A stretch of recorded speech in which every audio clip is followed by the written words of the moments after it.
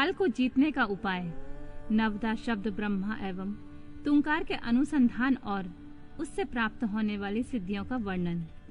देवी पार्वती ने कहा, प्रभु, काल से आकाश का भी नाश होता है। वह भयंकर काल बड़ा विकराल है। वह स्वर्ग का भी एकमात्र स्वामी है। आपने उसे दग्ध कर दिया था, परंतु अनेक प्रकार के स्त्रोतों द्वारा जब उसने आपकी स्तुति की तब आप फिर संतुष्ट हो गए और वह काल पुनः अपनी प्रकृति को प्राप्त हुआ, पूर्णतः स्वस्थ हो गया। आपने उससे बातचीत में कहा, काल, तुम सर्वत्र विचरोगे, किंतु लोग तुम्हें नहीं देख सकेंगे। आप प्रभु की कृपा दृष्टि होने पर वर मिलने से वह काल जी उठा और उसका प्रभाव बहुत बढ़ गया। अतः महेश्वर, क्या यहाँ ऐसा कोई साधन है जिससे उस काल को नष्ट किया जा सके? यदि हो तो मुझे बताइए, क्योंकि आप योगियों में शिरोमणि और स्वतंत्र प्रभु हैं। आप परोपकार के लिए ही शरीर धारण करते हैं। शिव बोले, देवी, श्रेष्ठ देवता, दैत्य, यक्ष, राक्षस, नाग और मनुष्य किसी के द्वारा भी काल का नाश नहीं किया जा सकता, परंतु जो ध्यान पारायण योगी हैं वे शरीरधारी होने पर भी सुख पूर्वक काल को नष्ट कर देते हैं। बरारोहे, यह पंच भौतिक शरीर सदा उन भूतों के गुणों से युक्त ही उत्पन्न होता है और उन्हीं में उसका लय होता है। मिट्टी की देह मिट्टी में ही मिल जाती है।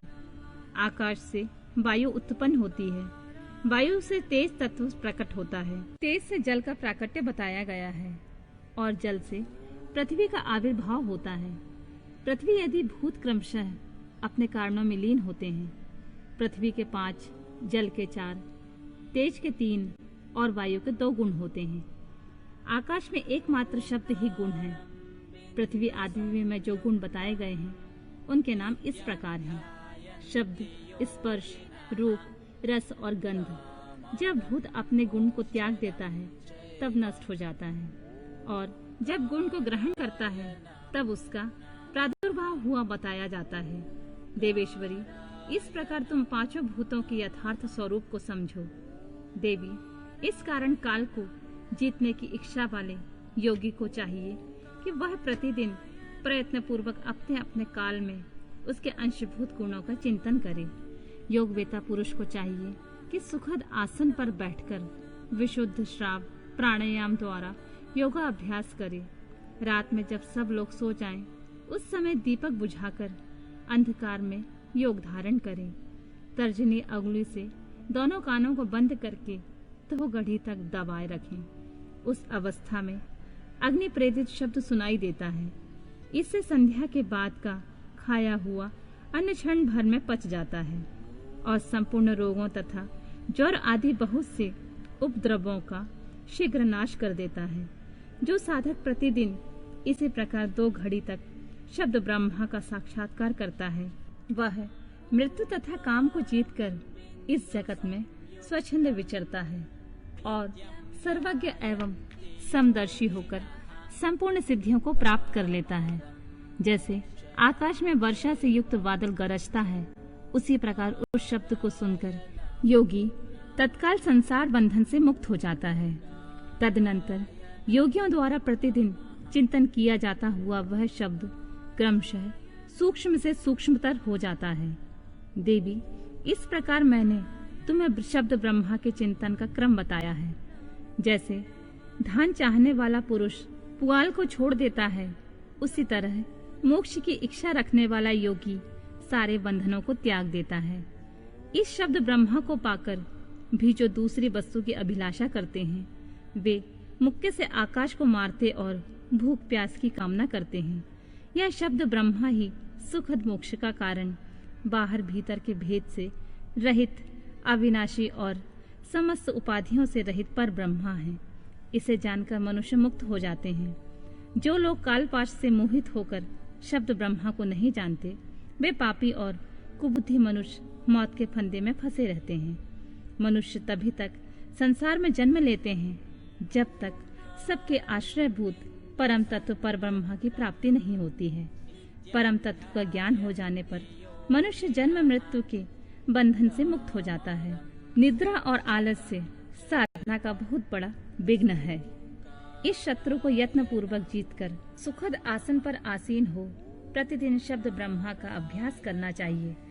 100 वर्ष की अवस्था वाला वृद्ध पुरुष आजीवन इसका अभ्यास करे तो उसका शरीर रूपी स्तंभ मृत्यु को जीतने वाला हो जाता है और उसे प्राण वायु की शक्ति को बढ़ाने वाला आरोग्य प्राप्त होता है।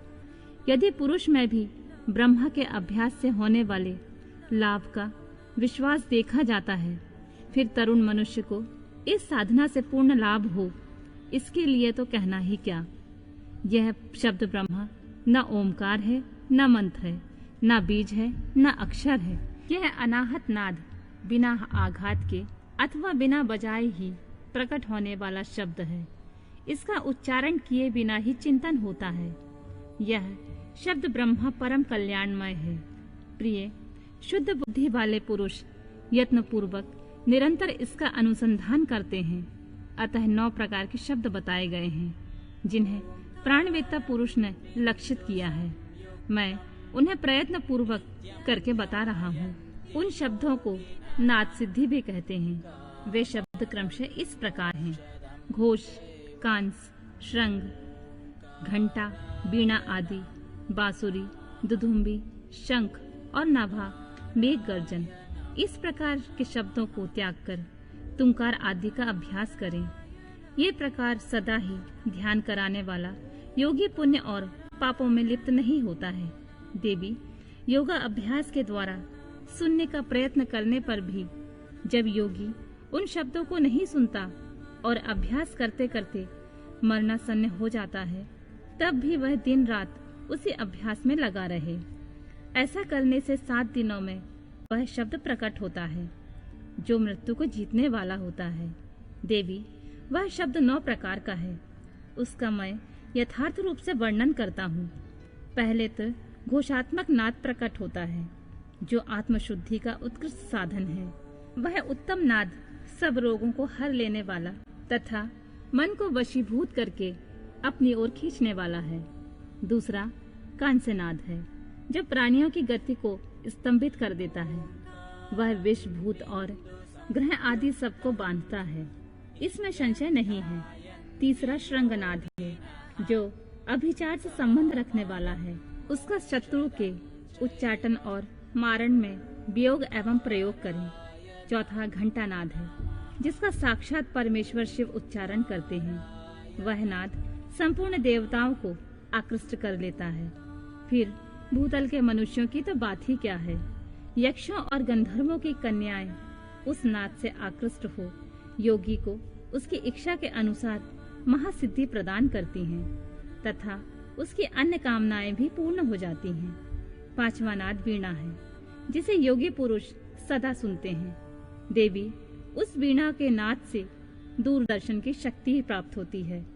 वंशीनाद का ध्यान करने वाले योगी को संपूर्ण तत्व प्राप्त हो जाता है। दुदुम्बी का चिंतन करने वाला साधक जरा और मृत्यु के कष्ट से छूट जाता है। देवेश्वरी शंखनाद का अनुसंधान होने पर इच्छा अनुसार रूप धारण करने की शक्ति प्राप्त होती है। मेघनाद के चिंतन से योगी को कभी भी विपत्ति का सामना नहीं करना पड़ता। वराना ने जो प्रतिदिन एकाग्रचित से ब्रह्मा रूपी तुंकार का ध्यान करता है उसके लिए कुछ भी असाध्य नहीं होता है। उसे मनोवांछित सिद्धियां प्राप्त हो जाती हैं। वह सर्वज्ञ, सर्वदर्शी और इच्छा अनुसार रूपधारी होकर सर्वत्र विचरण करता है। कभी विकारों के वशीभूत नहीं होता है। वह साक्षात शिव ही है, इसमें संशय नहीं है। परमेश्वरी, इस प्रकार मैंने तुम्हारे समक्ष शब्द ब्रह्मा के नवधा स्वरूप का पूर्णतः वर्णन किया है। अब और क्या सुनना चाहती हो?